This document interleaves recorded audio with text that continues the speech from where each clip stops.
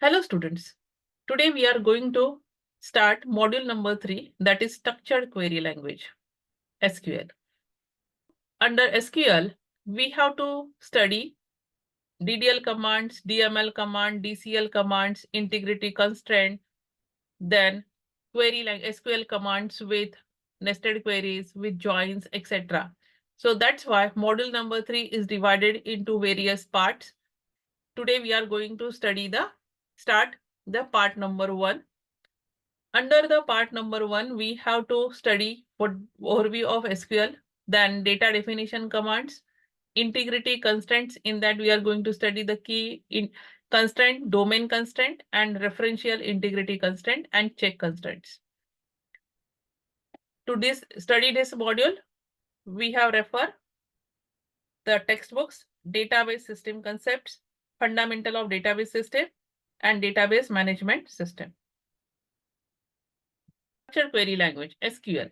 SQL is a database query language used for storing and managing the data in the relational database management system. Like any other high-level languages, when we want to retrieve the data or manage the database, we have to write down the query. So that query has to be written by using any language. That language is called as the structured query language. This language was first commercial language introduced by EF Court's relational model of the database. Today, almost all the RDBMS uses the SQL as their standard query language. It is used to perform all type of data operations like retrieving the data, insertion of the data, creation of the tables, creation of the database, and so on. It is an American National Standard Institute and Organization of Standardization ISO standard computer language for the database. It is not a case sensitive. Can write in either using the upper or lowercase characters. RDBMS uses the fixed keywords for various commands. We have to use insert keyword or create keyword or from keyword, where keyword as it is, which is mentioned in the RDBMS. Next is IBM developed the original version of SQL. We call it as a SQL as a part of System R project in the early 90s. So these are all the features of SQL. From this, we can understand that SQL is a language which is used for RDBMS, any kind of RDBMS for management of the database. So for creation of the database, creation of the various tables, or inserting the data into the database or in the tables, we can use all these SQL commands. These commands are categorized into various languages. First is data definition language, second is data manipulation language, third is data control language, and fourth is transaction control language. DDL means data definition language. When we define the database, we need the commands like create, alter, drop, and truncate. For data manipulation, we want to retrieve the data, we want to insert the data, update the data, and delete the data from the database. DCL commands are used to give the various grants to the user. By creating the various user, we can provide the grants for user can create the table or insert the data or update the data or not. Same grants we can revoke by using the revoke command. Next, transaction control command. So when we perform various transactions on the database, we need to perform the rollback or commit command. Commit is used for permanently storing the changes in the database. Rollback means if we are not sure for the particular command, update or delete, we can roll back the data like undo. And third is the save point. Save point means the milestones where we can specify that where from we want to roll back or where from we want to commit. So all these are the various types of SQL commands. Now we'll see each and every data definition language, data manipulation language, DC data control language, and transaction control language one by one. So first we see the data definition language. So data definition is used to create the database and the database objects. So I have written here to create the database and the database objects. like table, we can create the views, we can create the indexes, etc. This includes the changes to the structure of the table. So when we create the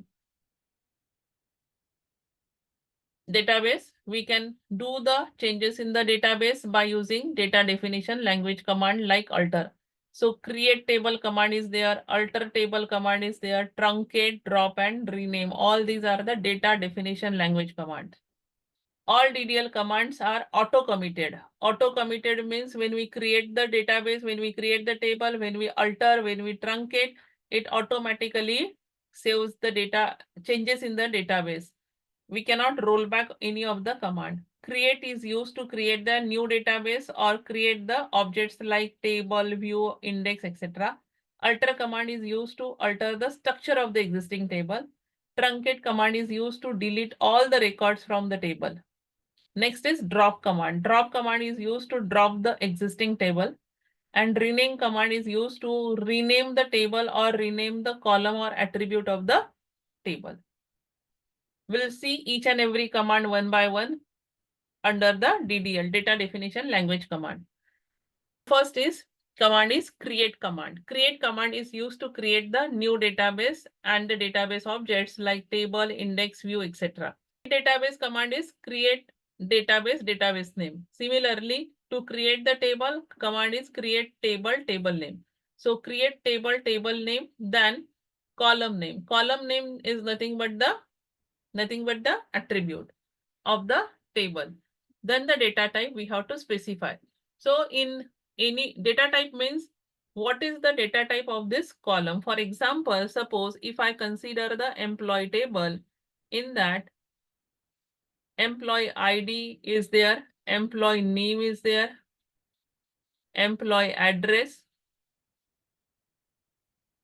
employee salary. Like any of the programming language, when we define various variables in C or C++ or Java, when we define the variables, the variable has a data type. Similarly, here, when we define the columns of the any particular table employee, this column or attribute has some features. So these features can be of various data types, like employee ID, you can keep it as an integer. Employee name, obviously it will be a character. So employee name, for example, Amit is the name of the employee. Address Mumbai, so that is also the string type of character data type. And salary, for example, 60,000.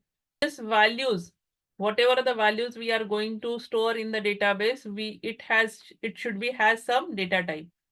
So if the data is a character data, we can specify that character data type as a data type for this column, employee name like address. And for numeric employee ID or salary, we can keep or age of the employee or date of birth. So various data types are available in the SQL. So that we have to specify. Then constraint. Constraint, these are the various conditions that we can specify for the particular data type. For example, if I want to specify that employee ID should be the primary key of this table, that is called as the constraint.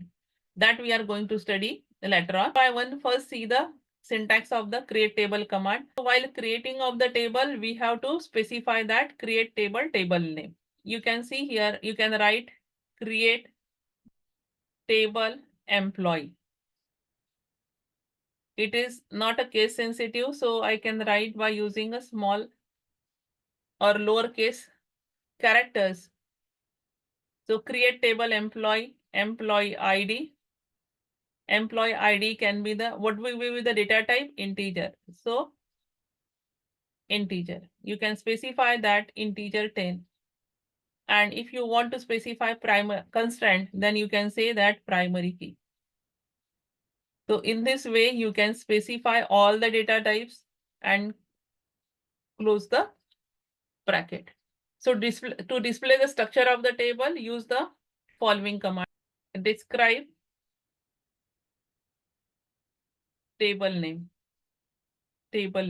So describe employee, if I specify, then this will display the structure of the whole table.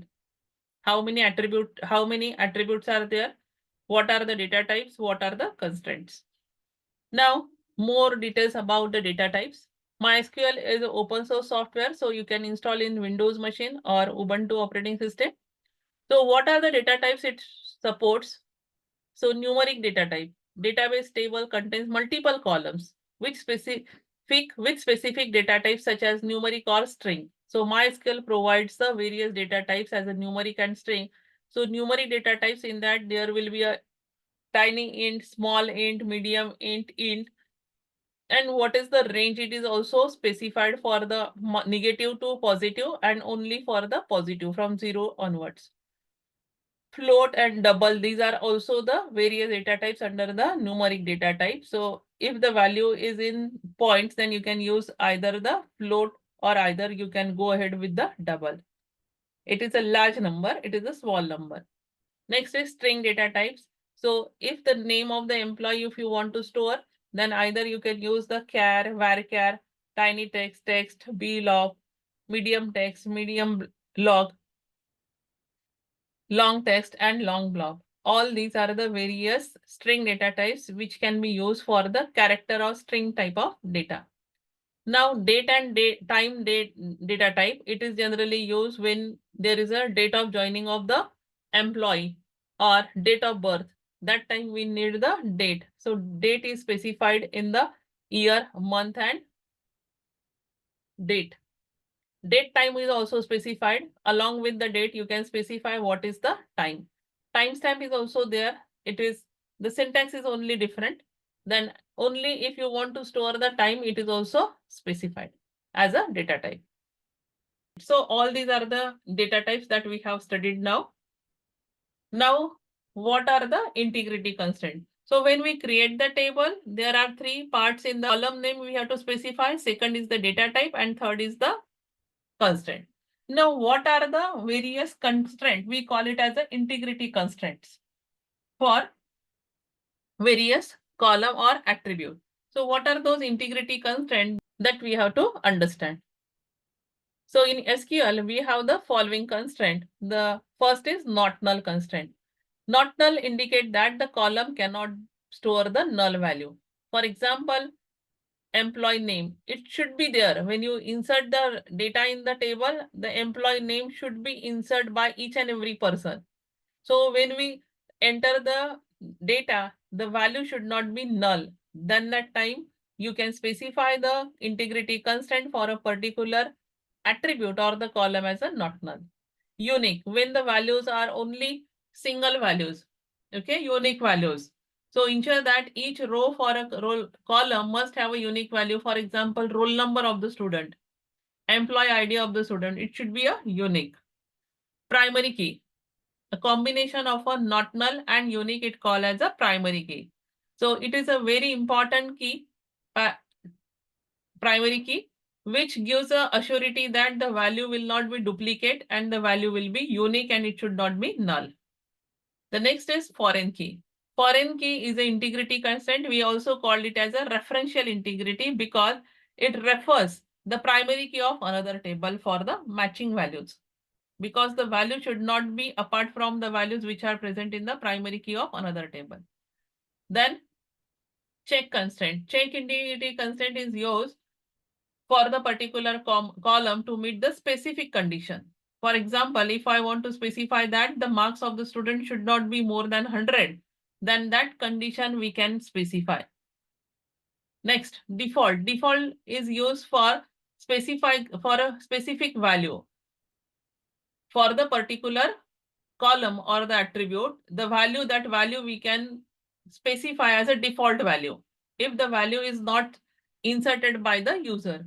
For example, if I want to specify that if the value is not inserted, we can specify that the default value will be 0 for that particular column value.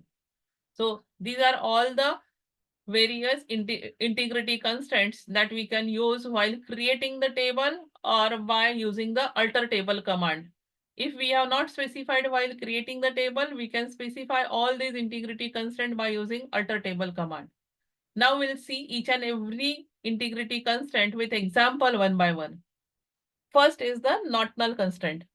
Not null constraint restrict the column from having the null value. Create the table.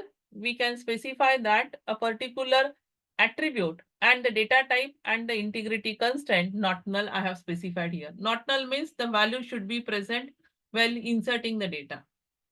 Then the name of the student and the age of the student. So when I specify name varchar 60, here I have not specified not null. It means that the value can be null while inserting the data. Next, if we have not specified not null by using create table command, we can use or we can add later on in the same table by using the alter table command. So alter table student, add not null to which attribute, which column? SID.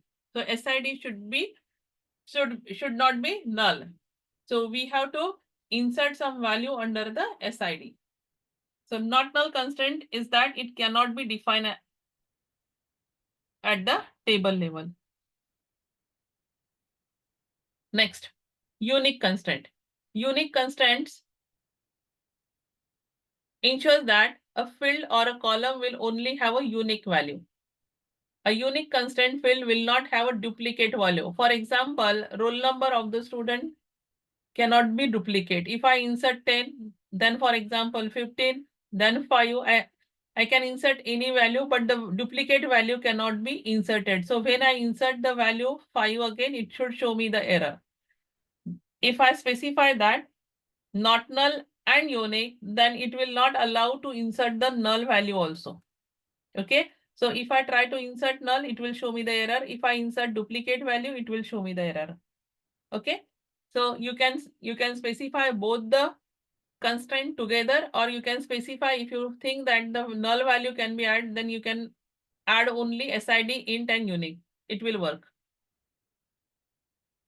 If by using create table command, if you are not specified, you can specify by using the alter table student, add unique is a constraint with for SID attribute.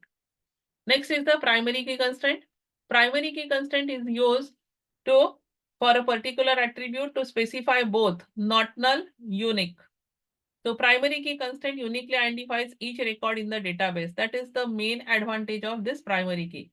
Because if I want to identify a particular record from a particular table, for example, employee of a particular organization, then I can specify that employee ID should be primary key of the particular table. So employee ID.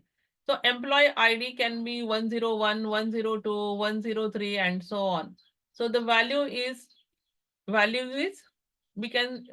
unique and not null. So when both the conditions are there, integrity constraint together, then we can specify that instead of using unique and not null, specify here primary key. So primary key employee ID is a primary key of the table, which is used to identify each and every record uniquely. So if I want to specify that what is the age of the employee whose employee ID is 103, then I can get here of 103. So primary key must contain unique value and it must not contain null value. Usually primary key is used to index the data inside the table. Okay.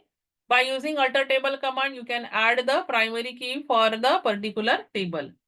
So in one table, only one primary key should be there. It is at the table level. Okay. We cannot specify for each and every attribute primary key. For example, if you think that SID is the primary key, name is the primary key, no. Not null, you can specify for each and every attribute.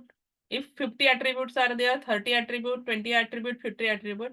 But in a particular table, only one key is a primary key. One attribute is considered as a primary key. Next, foreign key. Foreign key is used to relate the two tables. Consider here there are two tables, customer detail and second is order detail. So customer ID, which is unique, we can consider it as a primary key of this table. Customer name, it can be a duplicate address of the customer. Now order details. So order ID, it is unique, that is a primary key. Order name and customer ID who has given this order. So suppose order 10, ID 10 is is order by customer ID 101. Yes, 101 is there. So the customer ID 103, order the order 11. So order ID 11 is order by 103 and order ID 12 is order by 102. So here the customer ID of this table refers the primary key of this customer table. So if the customer 101, 102 and 103 are available, only those customer has given the order. Okay. So I cannot insert here 105 because 105 is customer is not available here. So that's why here customer ID is the foreign key which refers the primary key of this customer detail table. So in customer detail, customer ID is the primary key. In order detail, order ID is the primary key and customer ID of this table refers the primary key of this customer table. That's why foreign key is used to connect two tables, to retrieve the data from two tables or getting the data from more than one table. We require the joining of tables and that connectivity is possible by using the foreign key constraint. So the example here I have mentioned here, create table order details, order ID, primary key, order name varchar, that is a data type. It is a not null integrity constraint, CID integer. Now CID integer that is added, it was not here. So order ID and order name was there, CID I have added here. So CID is an integer which is a foreign key. So foreign key CID references customer detail. Customer detail is our this table. Customer detail is our table and CID.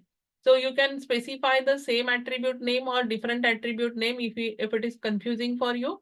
Then you can write here customer ID and here you can write CID. So in this way you can specify the foreign key constraint in the table. If you have not specified while creating the table, you can add the integrity constraint foreign key by using the alter table command. Alter table order details, because in the order detail table we have to add the foreign key. Which is the foreign key? CID references the customer ID details CID. But CID should be added in that. Here I am adding just the integrity constraint foreign key. CID you have to add again alter table name, add the CID. Next integrity constraint is check constraint. Now check constraint is very useful when we want to specify what is the value which is inserted in a particular column.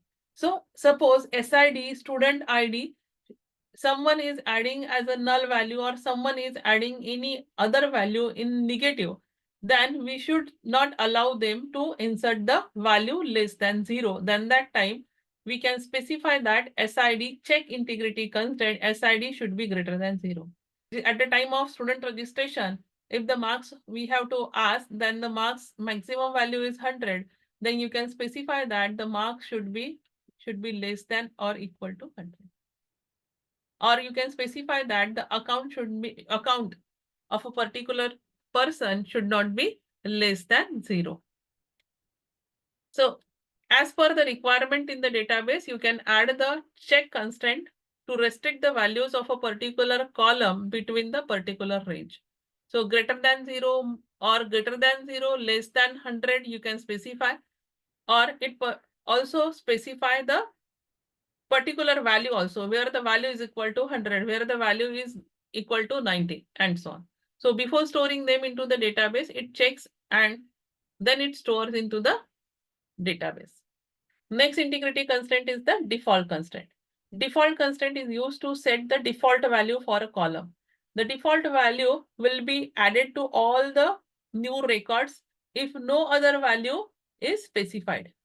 If no other value is inserted. Inserted means when we want to insert the data, if I have not insert any value for a particular column, it will take default value. Like here I have specified that city varchar default is equal to Mumbai.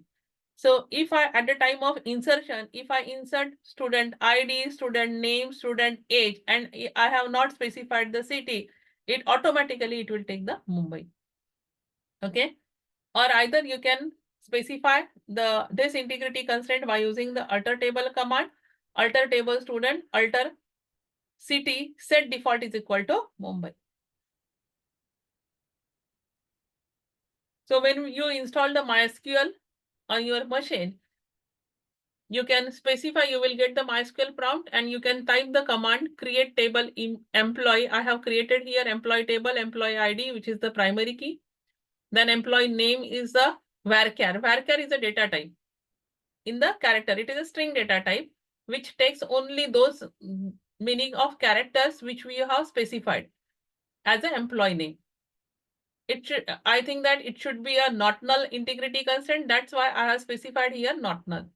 Salary, it will be in the decimal floating data. So I have specified here decimal data type and then not null. Department number, which I want to add as a foreign key, which will refer the primary key of department number of department table. Okay. So that I have added foreign key dnum references dpt1 is my another table in which department number is the primary key, which will connect, and on delete cascade, on update cascade. That these are the two integrity constraints I have added for the referential integrity constraint. Insert the data into the employee. So you can insert the data by adding all the values for a particular column, say employee ID, employee name, address, and salary. So these are the 4 values it will expect from the user. So you can insert 4 records simultaneously. I have inserted all this data and you can see that all these data you can select by using the select star from EMP command. So all these are the commands which are executed in the MySQL database, okay, or MySQL software. The next DDL command is the alter table command. Alter table command is used to update the structure of the table. So add an attribute to one of the base relation, we can use alter table command.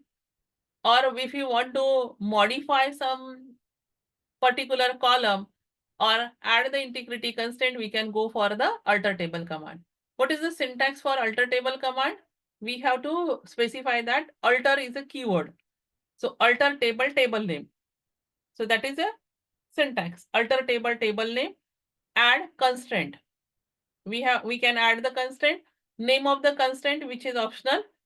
Okay, and add the whatever the integrity constraint, whether the primary key and for which column we have to specify. So alter table employee, we can add the particular column also. So alter table name, alter table employee, add job is the new column name and the data type. Next, we can add the particular column or we can drop the particular column. So if I want to drop the particular column from the existing table, it is possible, or drop the particular integrity constraint. So alter table name, drop integrity constraint and the constraint name. So this was the constraint name pk underscore, that is the primary key employee EID. We can drop that directly, or we can even drop the column. So alter table name, drop column name. Next, but we can add the foreign key by using the integrity constraint. So alter table salary, add the constraint, name of the constraint, foreign key I can add, for which attribute I have to add the foreign key, which will refer the another table of primary key of another table. So here another table employee, uska employee ID is the primary key. We can drop the foreign key constraint. So alter table name, drop and constraint name. We can add the constraint, alter table name, add the constraint name, unique constraint by using for a particular attribute. So we have studied that how many we can add all the integrity constraint, integrity constraint we can drop. Okay. So check constraint here we have added, and check constraint we have dropped by using the alter table command.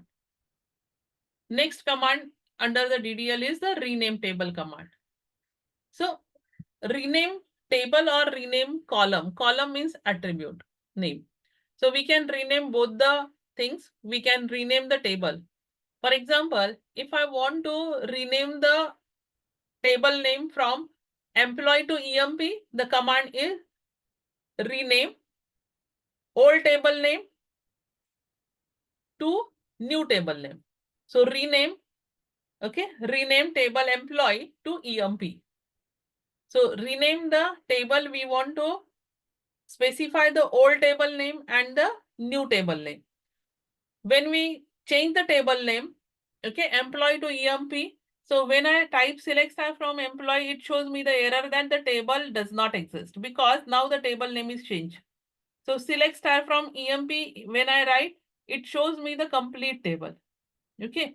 So we can rename the table or we can rename the column also. For renaming the column, we have to use the alter table command. So alter table employee, alter table table name, then rename. What we want to rename? Column. From which column? The old column name and the new column name.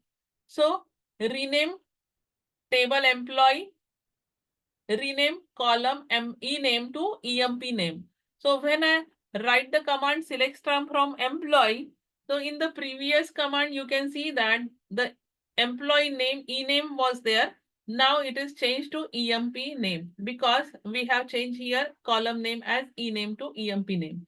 So rename command is used to change the table name or change the column name. The next command under the DDL is drop table command. Drop if you want to remove the particular relation or the table from the database. Okay, so that table you can remove, you can drop by using the drop table command. So drop table name, that is the syntax. But when we remove the data, when we remove the table, it will also it removes all the related data along with that table. It will remove the indexes, whatever we have created from that table. It will remove the triggers. It will remove all the constraints that we have specified for a particular relation or the table. So drop table student, it will drop or delete the complete table and its definition. The next DDL command is truncate. Truncate is used to delete or remove all the records from the table. Under data manipulation language, there is a delete command.